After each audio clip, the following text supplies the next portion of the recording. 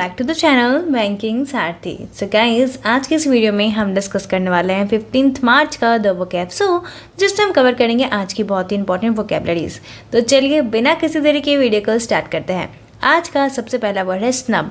Snub क्या होता है? ये एक वर्ब है जिसका मतलब होता है to treat someone rudely specially by ignoring that person, यानी किसी को रूड तरीके से बिहेव करना, उसके साथ अच्छा बिहेव नहीं करना, रूखा बिहेवियर करना, स्पेशली कैसे? किसी को इग्नोर करके, उसे हम कहते हैं स्नब करना। सिनोनिम्स क्या हो जाएगा? एफ्रंट या रिबफ। याद करने की ट्रिक देखिए, टीचर ने सबके सामने उस स्टूडेंट को स्नब किया, यानी टीचर ने सबके सामने स्टूडेंट को क्या किया? रूडली ट्रीट किया। ठीक है, तो इस ट्रिक से हमें ये वर्ड याद रहेगी।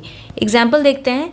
ही स्नब्ड हर इन पब्लिक। उसने उससे क्या किया? पब्लिक के सामने, पब्लिक में स्नब किया। ठीक है, यानी उसको रूडली उसने ट्रीट किया। ठीक है, तो यहाँ पे हमने देखा कि इस वर्ड को हम सेंटेंस में किस तरह से यूज़ कर सकते हैं। मूव करते हैं नेक्स्ट वर्ड पे। नेक्स्ट वर्ड है कैप्राइज। कैप्राइज क्या होता है? ये एक नाउन है जिसका मतलब होता है a sudden and uncountable change of mood और बिहेवियर, यानी कि जब अचानक से किसी के मूड या बिहेवियर में चेंज आ जाता है उसे हम कहते हैं कैप्राइज। सिनोनिम्स क्या हो जाएगा? वैगरी या फ्रिकलनेस। एंटोनिम्स क्या हो जाएगा? स्टेबिलिटी। याद करने की ट्रिक देखिए, प्रोडक्ट्स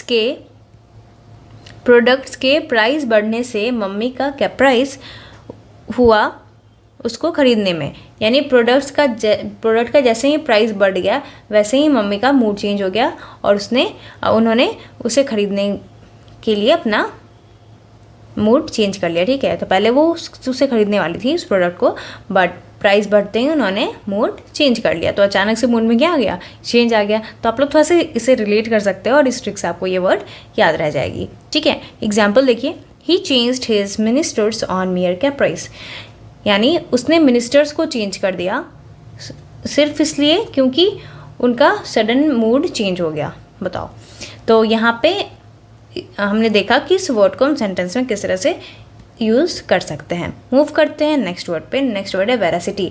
ये वर्ड मैंने आपको पहले भी करवाया है। वेरासिटी एक नाउन है जिसका मतलब होता है कन्फर्मिटी टू फैक्ट्स, यानी कि कोई फैक्ट्स हैं उससे कन्फर्म करना, श्योर करना, क्या कहलाता है? वेरासिटी। सिनोनिम्स क्या हो जाएगा? एक्यूरेसी या प्रिसीशन। याद कर एंटोनिम्स देखिए इसकी क्या हो जाएगी? फॉल्सिफाई। याद करने की ट्रिक देखिए, वैक्सीन बनाने के लिए हर चीज़ में वेरासिटी ज़रूरी है। मान लीजिए वैक्सीन कोई बनाई जाती है तो उसमें हर एक चीज़ में एक्यूरेसी उसकी चेक करना ज़रूरी है, प्रिसाइज होना ज़रूरी है ना। तो इस ट्रिक से आपको ये वर्ड याद रहेगी। एग्जाम्पल देखते हैं। The jury did not doubt the veracity of the witness. जो जूरी थे, जो कि डिसीजन ले रहे थे, जो जजेस थे, उन्होंने विटनेस के वेरासिटी पे, यानी उसके जो एक्यूरेसी थी, उसकी जो बातें थी, उस पर उन्होंने डाउट नहीं किया। ठीक है, वो जो भी फैक्ट बता रहा था उसे उन्होंने डाउट नहीं किया। तो यहाँ पे उन्होंने देखा कि इस वर्ड को हम सेंटेंस में किस तरह से यूज़ कर सकते हैं। मूव करते हैं नेक्स्ट वर्ड पे। नेक्स्ट वर्ड है नेफेरियस।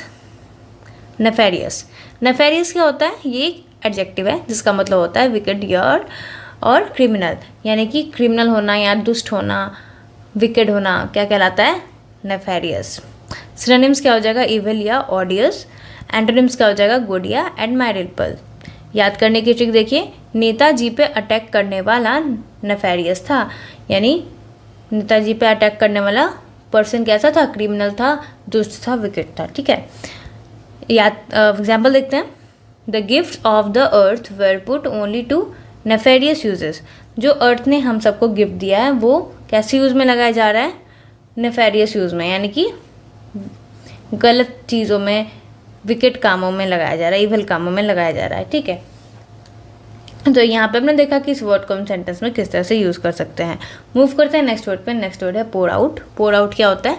ये एक फ्रेजल वर्ब है जिसका मतलब होता है to look at and study something, a book or document carefully, यानी कि किसी भी चीज़ को देखना, उसे स्टडी करना, अध्ययन करना, उसका क्या कहलाता है? पोर आउट करना।